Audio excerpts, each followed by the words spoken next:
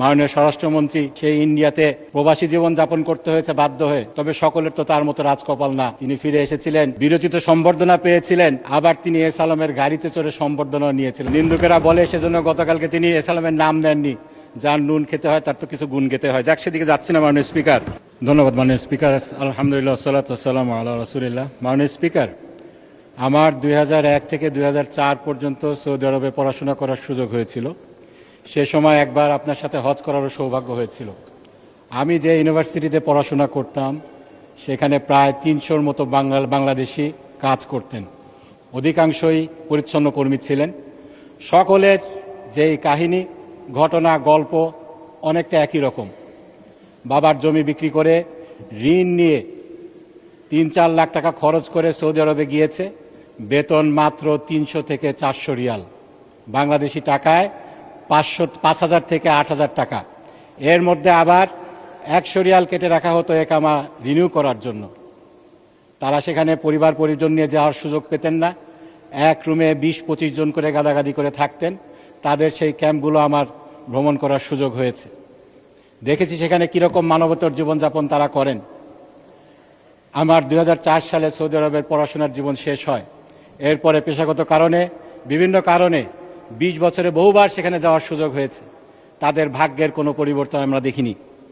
মাননীয় স্পিকার, সেই ভাগ্যবঞ্চিত লোকেরাই আমাদের দেশে প্রতি বছর প্রায় 1.68 বিলিয়ন টাকা রেমিটেন্স হিসাবে পাঠান। এই যে টাকা তারা পাঠাচ্ছেন, আমাদের বিবেকের কাছে প্রশ্ন করা উচিত, সেই তুলনায় কি ধরনের সার্ভিস আমরা তাদেরকে দিচ্ছি। শুধু একটা জিনিসের কথায় যদি বলি, কথা এসেছে পাসপোর্ট রিনিউয়ের বিষয়ে। এ ব্যাপারে আমারও একটা বাজে অভিজ্ঞতা আছে। আমার ছোট ভাই গত ফ্যাসিবাদের আমলে মালয়েশিয়ায় পড়াশোনা করতেন। তখন তার পাসপোর্ট বাতিল করা হয়েছিল। সে সময় মালয়েশিয়ায় কয়েকবার যাওয়ার সুযোগ হয়েছে। সেখানকার মালয়েশিয়ান হাই কমিশনে আমি গিয়েছি, দেখেছি সেখানে কীরকম লম্বা লাইন এমআরপি পাসপোর্টের জন্য। এখন পাসপোর্ট হয়েছে, কিন্তু সেই পুরানো সেই ভূত সেটা রয়ে গিয়েছে। এখনও 7-8 মাস লাগে পাসপোর্ট পেতে। জনগণের কান্না, পাসপোর্ট রিনিউ হয় না, ভিসা এক্সপায়ার করে যায়, তারা ইল্লিগাল হয়ে যান। তাদের এত কষ্ট করে, এত ঋণ করে যে বিদেশে গিয়েছেন, সেই বিদেশে তারা ইল্লিগাল হয়ে মানবেতর জীবনযাপন করেন। আমাদের সরকারের টনক নড়ে না। গত মাসে মালয়েশিয়ায় গিয়েছিলাম। 10-15 বছরে তাদের সেই ভাগ্যের সেই সমস্যার সমাধান এখনো হয়নি। মাননীয় স্পিকার, আমাদের সেই রেমিটেন্স যোদ্ধারা এই পাসপোর্টের অভাবে, যেই পাসপোর্ট আমাদের মৌলিক মানবাধিকার, সেটার অভাবে কীরকম সাফার করেন সেটা অবর্ণনীয়। এটার সমাধান আমাদেরকে করতে হবে। মাননীয় স্পিকার, আমি শুধু না, আমার মতো অনেকে এখানে আছেন যারা প্রবাসী ছিলেন এক সময়। আমাদের মাননীয় প্রধানমন্ত্রীও দীর্ঘদিন বিদেশে প্রবাসী জীবনযাপন করতে হয়েছে। মাননীয় স্বরাষ্ট্রমন্ত্রী গুম থেকে ফিরে তাকেও সেই ইন্ডিয়াতে প্রবাসী জীবনযাপন করতে হয়েছে বাধ্য হয়ে, তবে সকলের তো তার মতো রাজকপাল না। তিনি ফিরে এসেছিলেন, বিরচিত সম্বর্ধনা পেয়েছিলেন, আবার তিনি এস আলমের গাড়িতে চড়ে সম্বর্ধনা নিয়েছিলেন। যাক, সেদিকে যাচ্ছি না। নিন্দুকেরা বলে সেজন্য গতকালকে তিনি এস আলমের নাম নেননি। যার নুন খেতে হয় তার তো কিছু গুণ খেতে হয়। যাক, সেদিকে যাচ্ছি না মাননীয় স্পিকার। আমাদের প্রত্যেকটা যে মিশন রয়েছে সেখানে আমাদের একটি শাখা রয়েছে যেখানে আইনগত সেবা দেওয়া হয়। বিভিন্ন সমস্যা যেগুলো রয়েছে, যারা শ্রমিক রয়েছেন তাদের সমস্যার সমাধান করার জন্য একটি শাখা রয়েছে, কিন্তু সেটা শুধু নাম সর্বস্ব শাখা। আমাদের শ্রমিকেরা বিদেশে অতিরিক্ত কর্মঘণ্টা পালন করছে, ঠিক মতো মজুরি পাচ্ছে না, ন্যূনতম মজুরি পাচ্ছে না, কর্মক্ষেত্রে নির্যাতনের শিকার হচ্ছে। আমাদের সেই শাখাগুলো কোনো ব্যবস্থা নিতে পারছে না। আমার যেটা প্রস্তাব হবে, প্রত্যেকটি বৈদেশিক শাখায় একজন করে আইনজীবী নিযুক্ত করা হোক।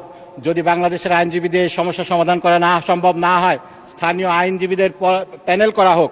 তারা এই সমস্যাগুলোর সমাধান করবেন, এই সমস্যাগুলো দেখবেন। মাননীয় স্পিকার, নারী শ্রমিকদের ব্যাপারে বলতেই হয়, গত 8 বছরে 800 নারী শ্রমিকের লাশ ফেরত এসেছে। 70,000 নারী শ্রমিক নির্যাতিত হয়ে দেশে ফিরে এসেছেন। আমরা আইনগত কি ব্যবস্থা নিতে পেরেছি? মাননীয় স্পিকার, গত কয়েকদিন আগে আমেরিকাতে এক পড়তে যাওয়া দম্পতি, তাদেরকে নৃশংসভাবে খুন করা হয়েছে। তাদের লাশ দেশে ফেরত এসেছে, এজন্য সরকার উদ্যোগ নিয়েছে, এজন্য ধন্যবাদ জানাতে চাই। কিন্তু সেই পরিবারটিকে সেই সিভিল এবং ক্রিমিনাল রেমিডির জন্য কি ব্যবস্থা নেওয়া হয়েছে, এই বিষয়টি আমি প্রবাস কল্যাণ মন্ত্রণালয়ের যিনি দায়িত্বপ্রাপ্ত আছেন তাদের কাছ থেকে জানতে চাই। মাননীয় স্পিকার, গত কয়েক বছরে 2012 থেকে 2025 সাল পর্যন্ত প্রায় 6,000 রিপোর্টেড পাচার হয়েছে বাংলাদেশ থেকে, নারী পাচার হয়েছে। এটা আনরিপোর্টেড আরও বেশি থাকার কথা। এই নারী পাচার রোধে, মানব পাচার রোধে, এই মডার্ন স্লেভারির যে বিষয়টা রয়েছে, এই বিষয়ে আমরা কি করছি এটা আমাদের ভেবে দেখা দরকার। মাননীয় স্পিকার, আমি এরপরে দীর্ঘদিন যুক্তরাজ্যে ছিলাম, যে যুক্তরাজ্যে আমাদের দেশের প্রায় 5 থেকে 7 লক্ষ লোক বাস করে। আমার এক মুরব্বী ঠাট্টা করে বলতেন, তোমরা যারা ইউরোপের উন্নতর দেশে থাকো, আমেরিকাতে থাকো, তোমরা প্রবাসী না, তোমরা নিবাসী। কারণ তোমরা তো দেশে ফিরে আসবে না, সেটাকেই তোমরা তোমাদের দেশ মনে করো। মাননীয় স্পিকার, আমি ফিরে এসেছি। আমার মতো অনেকেই ফিরে আসতে চায়, কিন্তু তারা ফিরে আসতে ভয় পায়। আমাদেরকে চিহ্নিত করতে হবে, এই ভয় শুধু জানের ভয় না, এই ভয় সম্মানের ভয়, এই ভয় ভালোভাবে বেঁচে থাকতে পারবে কিনা সেই ভয়। আমাদের যে দেশ থেকে যে ব্রেন ড্রেন হয়ে যাচ্ছে পাশ্চাত্য বিশ্বে, এটার কারণ কি? প্রথম জেনারেশন তাদের দেশে ফেরার একটা স্বপ্ন থাকে, দ্বিতীয় জেনারেশন কেন বাংলাদেশকে নিজেদের দেশ বলতে লজ্জা পায়? আমরা দেখেছি, আমি নাম নিতে চাই না, আমাদের একজন দ্বিতীয় জেনারেশনের প্রবাসী কিংবা নিবাসী পার্শ্ববর্তী একটি দেশে বিলিয়ন বিলিয়ন ডলার তিনি ইনভেস্ট করছেন, আমাদের দেশকে কেন বেছে নিচ্ছেন না? সেটা আমাদেরকে ভেবে দেখতে হবে। মাননীয় স্পিকার, সেজন্য আমি যেটা প্রস্তাব করতে চাই, এই বিষয়টাকে টপ প্রায়োরিটি ধরে একটি সংসদীয় টাস্কফোর্স গঠন করা হোক। প্রবাসীদের সমস্যার সমাধান আরও একটা রয়েছে, আমি খুব সংক্ষেপে যেটা বলতে চাই। দীর্ঘদিন প্রবাস থেকে যখন তারা দেশে ফিরে আসেন, তারা যেহেতু দীর্ঘদিন প্রবাসে থাকেন, এখানে সমাজে তাদের ইন্টিগ্রেশনের সমস্যা হয়, অর্থনৈতিক পুনর্বাসনের সমস্যা হয়। এই সমস্যার সমাধানের জন্য আমাদেরকে ব্যবস্থা নিতে হবে। সকল কিছুর জন্য আমার যেটা প্রস্তাব, একটি সংসদীয় টাস্কফোর্স গঠন করা হোক, এক্সপার্টদের সমন্বয়ে, সংসদের সমন্বয়ে, সংসদ সদস্যদের সমন্বয়ে, এবং বিষয়টিকে অত্যন্ত গুরুত্বের সাথে বিবেচনা করে কার্যকর পদক্ষেপ নিয়ে আমাদেরকে বিদেশি যেই ব্রেন ড্রেন হচ্ছে এবং বিদেশি রেমিটেন্সটাকে আরও এনহ্যান্স করার জন্য একটি কার্যকর ব্যবস্থা গ্রহণ করার জন্য এই সংসদকে আহ্বান জানিয়ে আমার বক্তব্য এখানে শেষ করছি। ধন্যবাদ মাননীয় স্পিকার।